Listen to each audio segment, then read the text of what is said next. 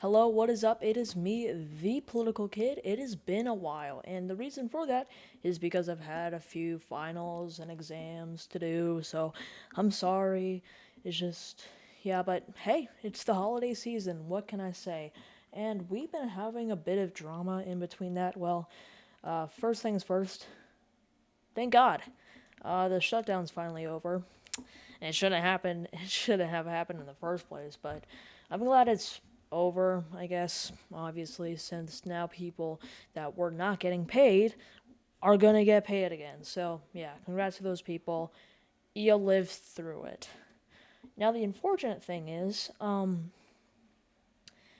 during this time, I just gotta say, the Republicans have kind of lost on a lot of issues because of ding ding ding the files, and they're going to, I mean, I they've kind of released them in some aspects, but we already know, like, let's just be honest, there's going to be so many redactions in these new releases and things that keep government officials and people who are actually involved with the stuff that happened, that nothing will really happen. It'll be the biggest nothing burger America has seen in like 20 years. So, yeah, that's the problem. If Trump is in those files, then he did some things if that is confirmed, that would be a major tank. That would definitely tank his polls if this was an average country. However, this is not an average country where if you do have a mistake, I mean, the other side that opposes you will use that as leverage, but the side that supports the current president will still kind of support the president on many other issues. So, yeah, unfortunately, how this works in America, even if you have the most like terrible people in the office, you're gonna still have people supporting them. That goes for both parties too, since we are also learning about a lot about Bill Clinton and like the Clinton family and all that stuff. So yeah, this goes for both parties. America's politics sucks a lot, but hey, I mean, I guess in 24 years you can choose me, but whatever.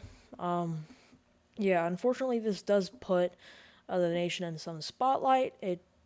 We're having pressure put on Ukraine now, and Trump has recently said that like if Ukraine doesn't agree to a lot of the terms with his new 28-point plan that Trump has made, then the U.S. will not support them. And even if they do cut off support, because this is not going to be resolved in the next few days or next week, which, yeah, it's not going to happen. There's going to be still many European countries who will support our Ukrainian allies against Russia. Because guess what? When you have a potential border between Russia, which many Western European countries and Central European countries have been opposed to for centuries, they're probably going to support the side that does not allow Russians to border more states that Russia will want to conquer and all that stuff.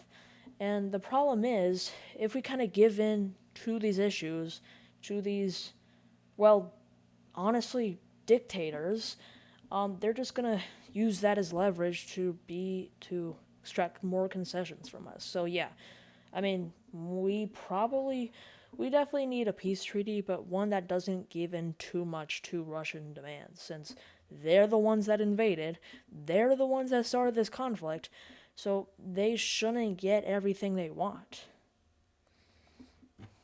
But that's just my opinion. You could have your own opinion. Russian spies, so yeah.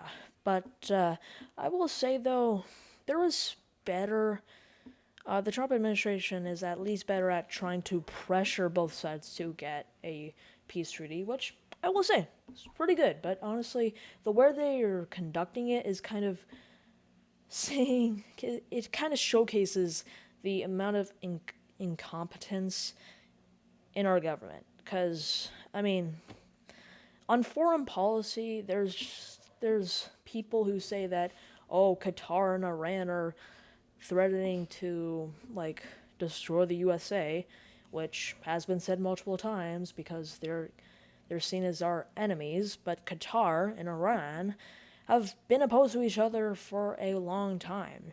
And it kind of shows how a lot of people in this administration just say, "Oh, like Middle Eastern countries don't have differences," which is very racist, but unfortunately, it's how our administration kind of operates. That is terrible. We shouldn't have this happening. So, what do you say, political kid? Who should you vote for in the next midterm or potentially next presidential election?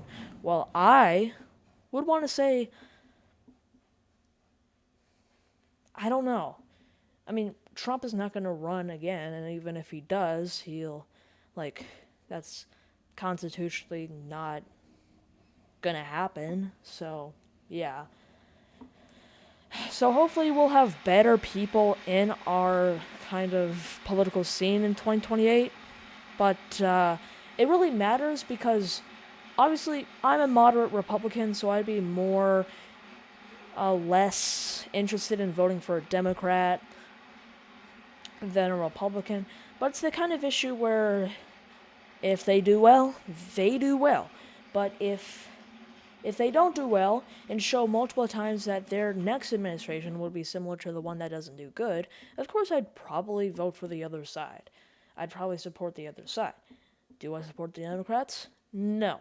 They do not have a viable leader right now. They have no leader at all because they're so disunited in the establishment versus the new wave of progressive people that there's no way to tell like who would be a Democrat nominee since both sides have their major flaws, Republicans have their major flaws, and at this point, this is probably the best time for third parties to gain popular votes for the next elections, which kind of shows you how bad our political scene is.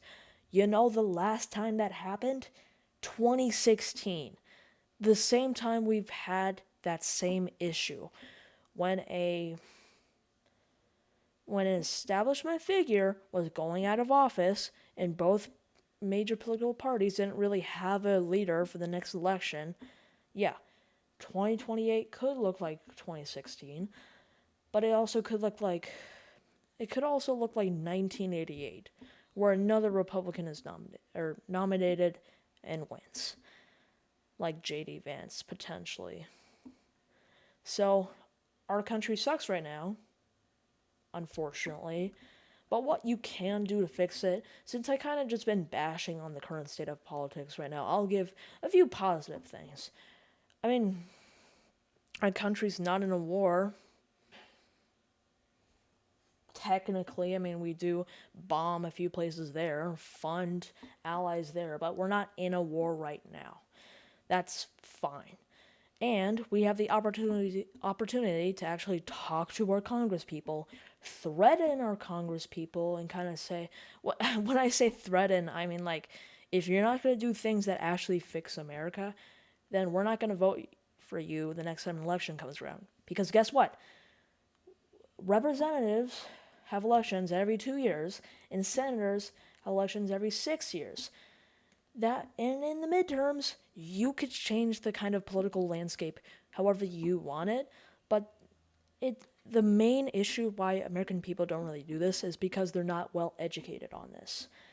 So I will say, if you're an American citizen and you're very upset with the current administration, you'd probably vote for the Democrats in the midterms. But if you're also really excited about this administration and you still have flashbacks of the 2022 inflation, you probably might want to vote Republicans for your local elections. But that's just me. I'm a political kid, and I finally came back. And I promise that once we have 1 year of all our videos, that I will have about 100 videos on this channel. So I'm going to do a lot of video making for the next month. So, yeah. Congrats. I'll see you later. Goodbye.